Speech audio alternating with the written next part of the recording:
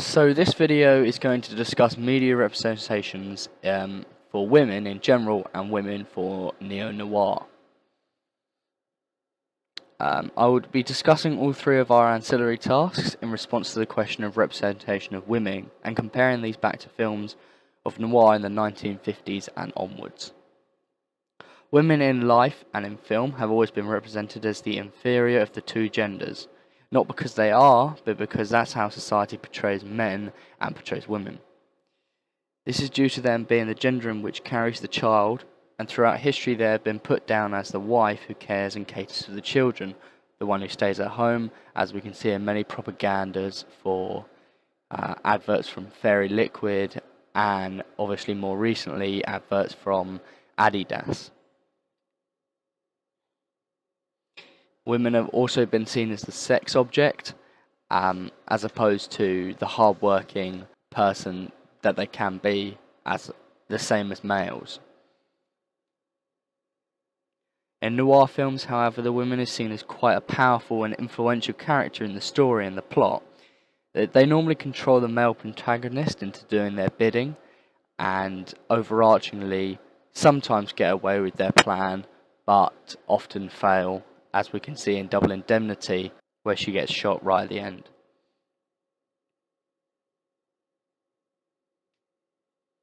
The men in neo-noir are shown as weak, and they're controlled female, obviously the femme fatale of the film, as we can see as shown in Blade Runner. She doesn't fail the test at all that Deckard puts up to see if she's a robot, a replicant, making Deckard want to pursue her more.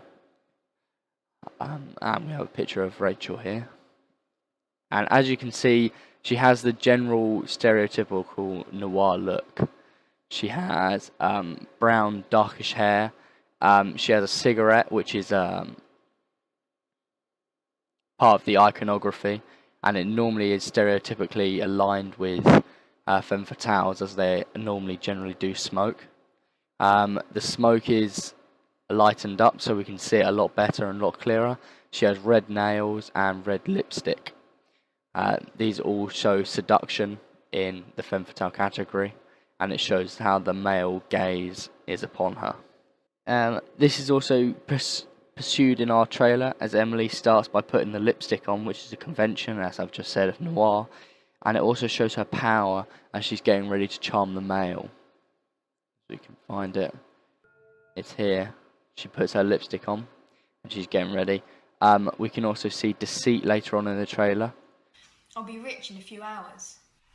Which is her trying to get her way and trying to have it over the man. She's also wearing a dress and rings on, which show she has a lot of power. We can also see in some of the clips that she's sleeping with the antagonist of the story, and we see later on that she is also sleeping with the protagonist of the story,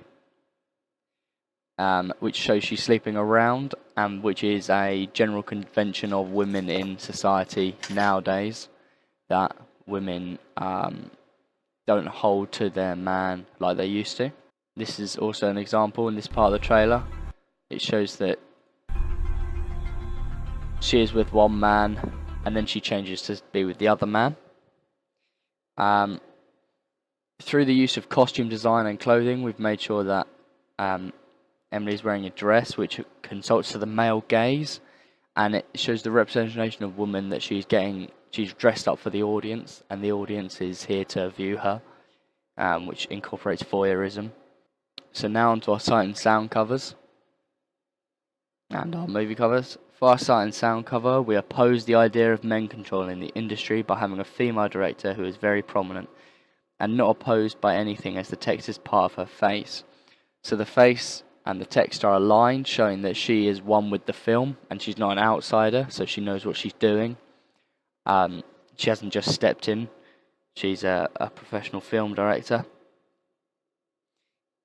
This obviously opposes many stereotypes, as you'd normally see a male front cover, as many of these sight and sound front covers featuring male directors or male lead characters. We only have a few which have females on them, so we chose this obviously to be more unique, and to show that we chose this to be more unique in our style.